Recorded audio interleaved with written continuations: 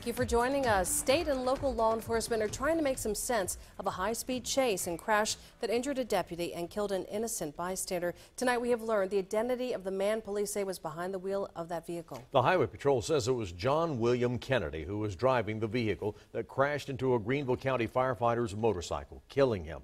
The whole ordeal started just before 7 this morning at a gas station off Highway 253 in Greenville. The chase spanned up to 15 miles, ended on Highway 25 in Travelers Rest.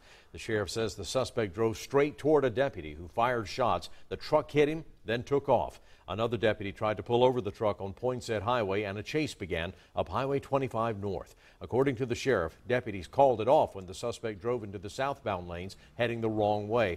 That's when the truck hit a motorcycle head-on. On that bike was 30-year-old Jordan Barry Howard. We were told he was heading to work at the North Greenville Fire Department. The sheriff says the suspect was out of control.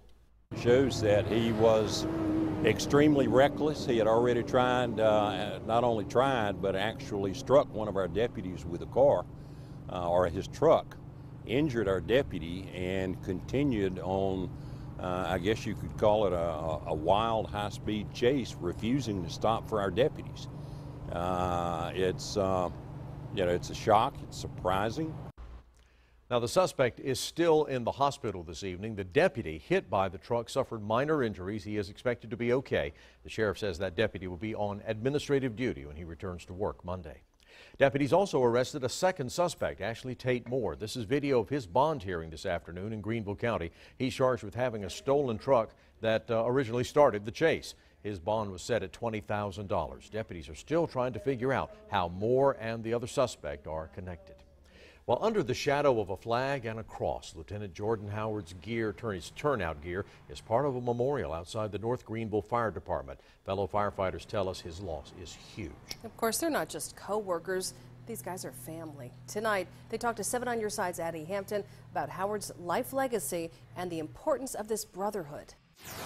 This was a shock. I mean, here Jordan was coming to work. An 8-year veteran of the North Greenville Fire Department, Lieutenant Jordan Howard should have been working at this very moment. He was scheduled for a 24-hour shift, one he'd never make. His goal coming to work today was going out and help somebody else. And it was something Howard did best, according to volunteer fireman Dwayne Duncan. Standing just feet from a makeshift wooden cross and Howard's gear, Duncan worked through his shaky hands to remember the man he considered his brother. He was the type of person that would go out of his way to help anybody else. A lover of motorcycles and a talented athlete, Howard was also a husband of 3 years and a brand new father to a 4-month-old baby girl. He loved his family. He really did. He really enjoyed being a dad and a husband. Duncan talked of brotherhood, explaining that fire service was so much more than a job to Howard and the rest of the team. The fire service really isn't a friendship. It's a family. Within a matter of hours here Thursday, firefighters were witness to that brotherhood. Fire departments from across the area coming to the station to fill in and respond to calls so that the firefighters of North Greenville Fire Department could take time to grieve the loss of one of their own. We've had Travelers Rest, we've had Piedmont Park, we've had Tigerville, Lake Cunningham, Berea Fire Department.